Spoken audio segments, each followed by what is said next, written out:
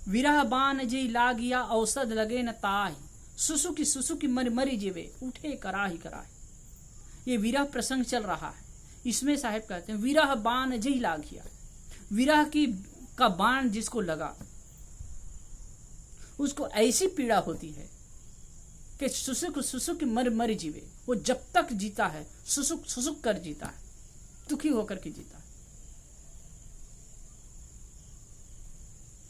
उठे कराह कराह, दिन भर सुसुकता है और उठता है तो भी कराह करके उठता है। मतलब जो विरह की पीड़ा में होते हैं कितने दुखी होते हैं। संसारिक विरह जो है, प्रेमी और प्रेमिका एक दूसरे की विरह में तड़पते रहते हैं, तो ना तो खाने में चैन, न पीने में चैन, न जीने में चैन, हर क्षण उनकी याद में रहते हैं। लेकिन ये भी एक महाबेवकूफी है। कभी कभी कहते हैं ना लड़के एक दूसरे के बिना हम जी नहीं पाएंगे, और वास्तव में मर भी जाते। लेकिन ऐसे लोग भी, एक दूसरे के बिना नहीं रह पाने वाले लोग भी, मैं कई ऐसे लोगों को जानता हूं जो एक दूसरे के लिए प्राण देने को तत्पर लोग जब साथ में रहने लगते हैं, कुछ समय बाद ही उनका जो प्रेम का जो बुखार है उतर जाता है और एक दूसरे से 36 का आंकड़ा हो जाता है। भाई अब जब एक दूसरे से इतना प्रेम करते थे, इतना लगाव था, इतनी तड़प थी, तो 36 का आंकड़ा हुआ क्यों? जो एक दूसरे अगर नहीं मिलेंगे तो जान देने के लिए उतावड़ थे। फिर आखिर क्या हो जाता है कि एक दूसरे को का मुंह देखना नहीं चाहते, क्योंकि चाम के प्रति आकर्षण है, चाम के प्रति लगाव था ना, एक आकर्षण था, वो चाम के प्रति था, एक दूसरे के सौंदर्य को लेकर के था। लेकिन ये सब समय तो रहने वाला नहीं। जाहि देह माही तू अनेक सुख मानी रहो, ताही में विचार देख कौन बात भली है। मेद मध्यम आज रग रग में रकत भरो, पेटहु पिटाली ता में ठौर ठौर मली है। हाड़न के मुख भरो हाड़न के नैन नाक, हाथ पांव सौ सब हाड़न के नली है। सुंदर कहत याही देखो जनी भूलो कोई, भीतर भंगार भरो ऊपर तो कली है। ये सच्चाई है इसकी। जाहि देह माही तू अनेक सुख मानी रहो, जिस देह में तू अनेक सुख मानता है, ताई में विचार देख कौन बात भली है। उसमें विचार करके देखो कौन सी बात अच्छी है। अंदर में पूरा भंगार भरा हुआ है, लेकिन एक व्यामोह, मैं अपने शरीर में मोह करता हूं, और अपने शरीर में जब लागणी होती है, अपने शरीर का अहम होता है, तो दूसरे में भी मोह करता हूं, उसमें प्रेम करता हूं। और जब वो सामने वाला नहीं मिलता है तो तड़पता हूं। ये मोही जीव अनादिकाल के मोहग्रस्त होकर कितना दुखी होता रहा है, और आज भी उसी मोह में पागल बना हुआ है। लेकिन अंततः क्या हासिल होता है? वही मैं कह रहा हूं ना, एक दूसरे के बिना न जी पाने वाला, एक दूसरे के बिना मर जाने के कसम खाने वाले लोग जब एक साथ रहते हैं तो ऐसे 36 का आंकड़ा होता है कि एक दूसरे को देखना नहीं चाहते। एक जगह एक युवक और युवती दूसरे कास्ट का विवाह किए। विवाह के लिए जब परिवार समाज वाले मना किए तो बहुत जिद करके फिर अपने कोर्ट मैरिज कर लिए और साथ में रहने लगे। कुछ साल के बाद 1-2 बच्चे हुए, फिर एकदम दोनों कट गए और फिर डाइवर्स हो गया।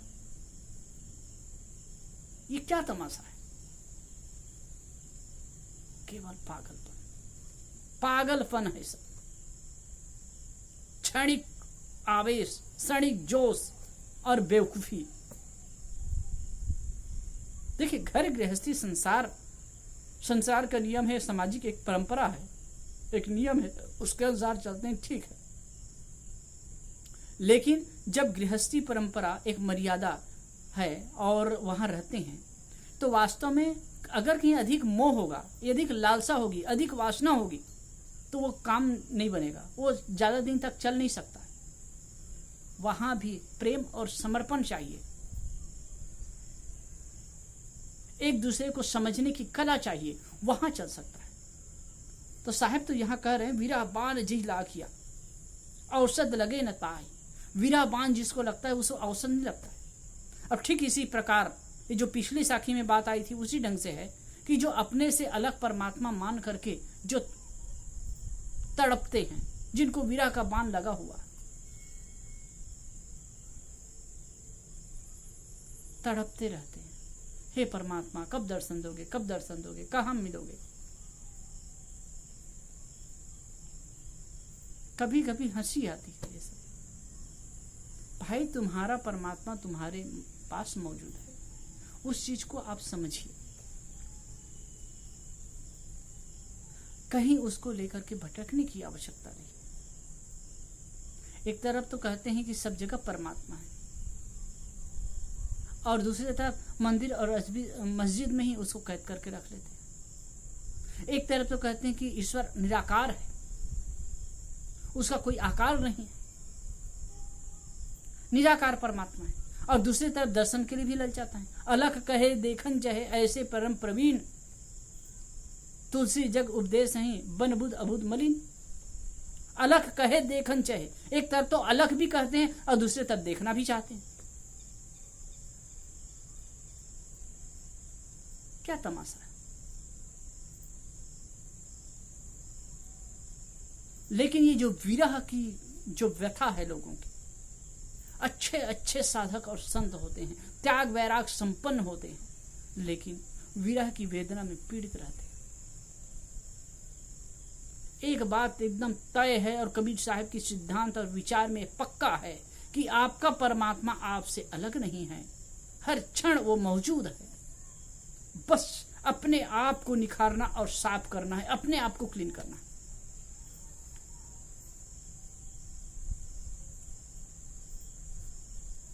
परमात्मा तो है ही साहब, केवल जो आवरण है ना, जो अज्ञानता का आवरण है, जो कुसंस्कारों का आवरण है, जो बैरियर बन रहा है, बैरियर को हटाइए।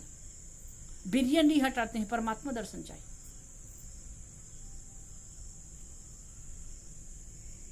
ये व्यामोह बहुत ज्यादा है,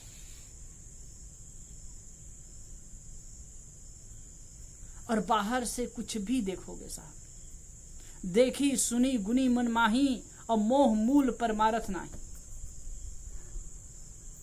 जो कुछ भी देखा सुना जाएगा, ये मोह का ही मूल होगा, परमार्थ नहीं हो सकता, परम तत्व परम सत्ता नहीं हो सकती। वास्तव में वो सत्ता का स्वरूप आपके अंदर है, उस तथ्य को समझिए।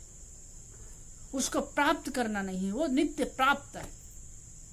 बस आप अपने आप को बाहर से नियोजित तो करिए। उपनिषद में एक बहुत सुंदर सा मंत्र है, बहुत गहरा कथन है, बड़ा सरल है, लेकिन बहुत गहरा रहस्य इसमें छिपा हुआ है।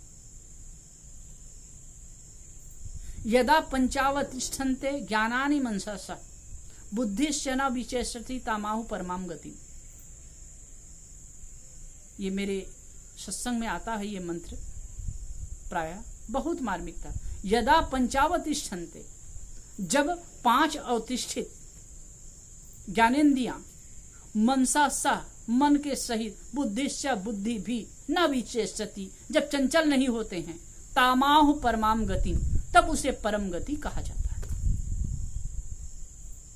आप जब कभी ध्यान में बैठते हैं, ध्यान बहुत महत्वपूर्ण चीज है साहब, ध्यान बहुत महत्वपूर्ण चीज है। आप ध्यान में गहराई से आप बैठिए पूरी सजगता के साथ, और बाहर से आपका मन मुड़ जाए, बाहर का चिंतन छोड़ दे, और अपने आप में आएंगे तो एक गहरी अनुभूति होती है, गहरी शांति की अनुभूति होती है। वो शांति की दशा ही परम तत्व की दशा है। कोई भी आदमी, कोई भी साधक इसको करके समझ सकता है। बाह्य आकर्षण समाप्त हो जाए, बाह्य चिंतन समाप्त हो जाए, इसके वानगी आप कोई भी ले सकता है, और उसको भी धीरे धीरे धीरे साधना से बढ़ा सकता है। बाह्य आकर्षण अगर कट जाए और अपने आप में स्थित हो, तो फिर बाहर खोजने की आवश्यकता नहीं होगी। वो जिस शांति, सुख और परमानंद की अनुभूति चाहता है, वो यही हो जाएगा। ये जो जीव है ना, सुख का विरही, शांति का विरही, परमात्मा का विरही भटक रहा है, सुसुक रहा है, यहां भाग रहा है, वहां भाग रहा है, वहां भाग रहा है। कभी विषयों में सुख के लिए दौड़ता है, कभी प्राणी पदार्थों में दौड़ता है, कभी परमात्मा के लिए आकाश में ताकता है, यहां वहां तीरथ मूरत में जाता है। वास्तव में वह सुख शांति, दूसरे अर्थ में कहें एक सुख शांति भी, इसको प्राप्त करने के लिए तुम विधि बने हुए हो ना। लेकिन जहां तुम भटक रहे हो, जहां तुम दौड़ रहे हो, वहां ये मिलने वाला नहीं है। वह आपके अंदर है, आपकी स्थिरता में है, आपकी गहरी समझ में। अब इसके लिए हम सबको प्रयास करना चाहिए। साहिब बंदे